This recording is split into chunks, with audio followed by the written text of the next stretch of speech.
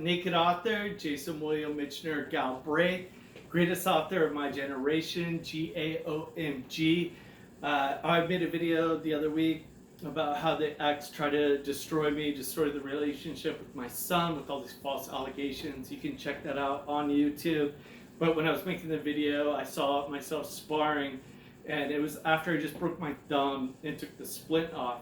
So I want to help out any fighters that are new to the sport and are serious about fighting or boxing. I was calling this dude out that I was on his radio show. He's from Australia, a bald bully that doesn't understand. I don't think they taught him how to read and write in Australia. Doesn't understand a metaphor that I'm the naked author, naked in the literary world without an agent, without a big publisher like a Random House to promote, distribute my books. I'm all alone out there. Have to do everything I can, and you can see everything on YouTube over 20 years, jumping out of airplanes, running marathons, fighting everybody to brand myself, make a name for myself, and find an audience for my books and everything. But this is something I think it could help anybody that's really serious about fighting. And you can see me going through, when I have my broken thumb first, calling the dude out. I just called you out a couple weeks ago on YouTube. It's got a bunch of hits. You started me into MMA on 4/24/08. I knew nothing about MMA back then. Now, I hooked up with Rob Bruno at Rhino. Been training the whole time. Alright, so yeah, I'm ready to fight this dude anywhere, anytime. I would have walked barefoot from Jersey to LA to fight the dude anywhere. The guy never responded, so whatever. But again, this is to help out any fighters that are getting into the sport. Is I did this, labeled it as beat down, because that radio dude too, he had he labeled the show as bully beatdown, and that dude was a bully, dude, trying to bully me, man. What? Called him out everywhere. Why do you come from Australia to America and shit on Americans? I don't go to Australia and shit on Australians. Get the fuck out of here. Anyway, this is me sparring. Ugh. This is a huge dude, Carlos Eduardo.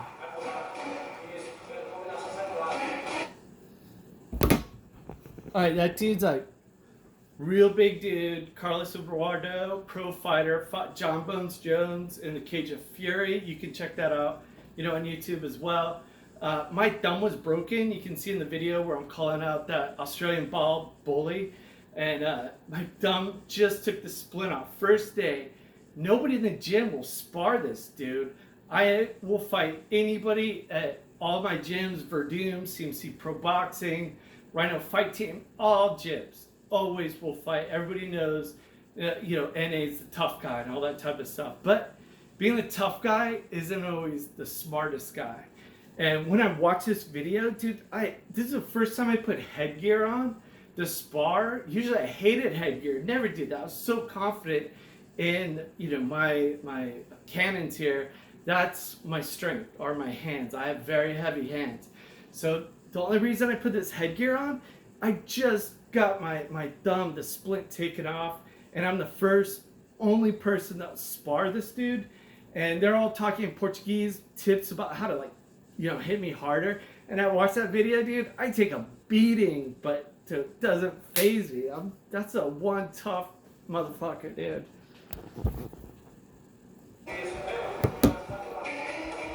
Ow! Oh, dude!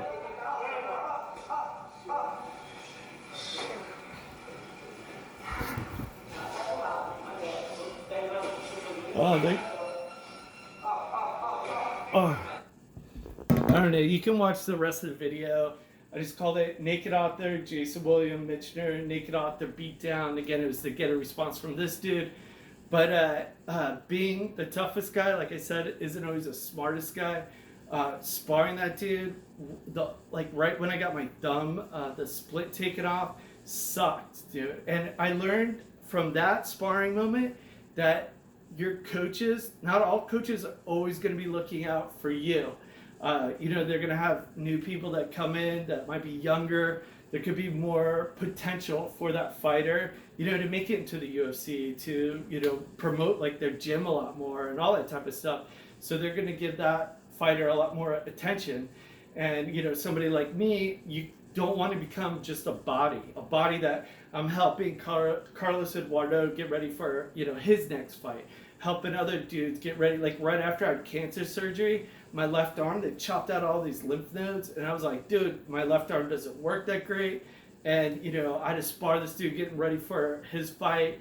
My mouthpiece came out. I was like, what the fuck? And it helped that other fighter get his confidence up. They were like, holy shit, dude, you got Naked's mouthpiece out. And it's because, like, I was fucked up. And I tell, like, fighters, like, yeah, my left arm doesn't work, or what, right?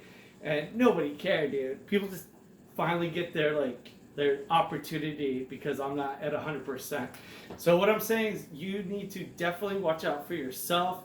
You want a coach that when you have a fight coming up, you know, you're in camp and they're taking care of you and doing everything they can to get you ready, you know, for your fight. You don't want to just be a body on the side, like helping other people all get ready for their fight, you know. So that was something that I learned.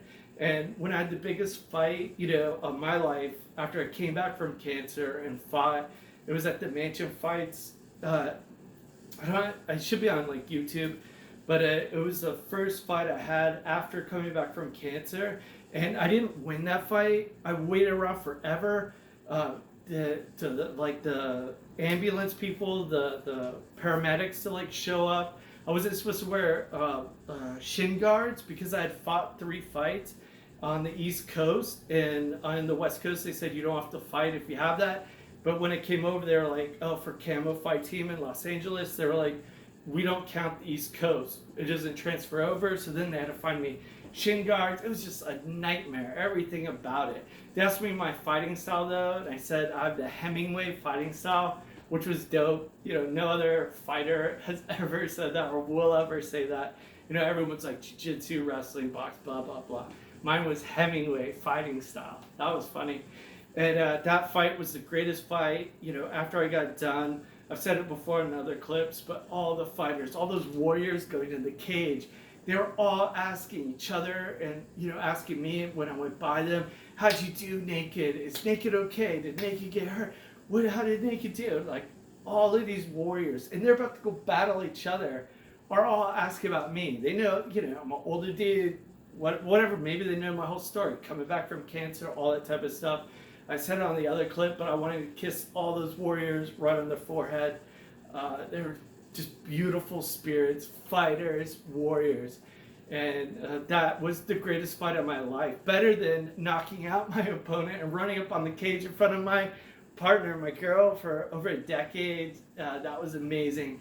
But being able to get in the cage after cancer and everything, that was just the best moment. It was like I'm back to the living, you know.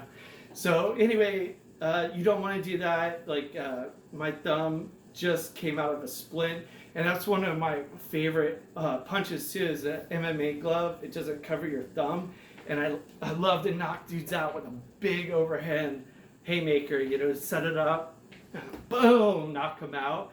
And then some, you know, my thumb gets caught like in your jaw when I knock you out, or sometimes the side of your head or the back of your ear you get knocked out. So that got messed up. But anyway, being the toughest guy at the gym isn't always the smartest guy at the gym.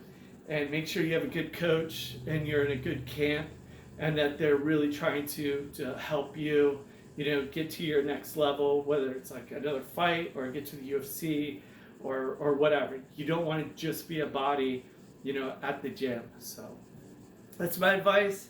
You know, I hope it helps. You can watch my videos calling out that bald-headed bully who doesn't understand a metaphor, and then you can watch me take that beating. They never should have let that happen. That's rough, dude. I watched that. I'm like, that dude's taking a shot, and he keeps going, and that dude's me. Cheers.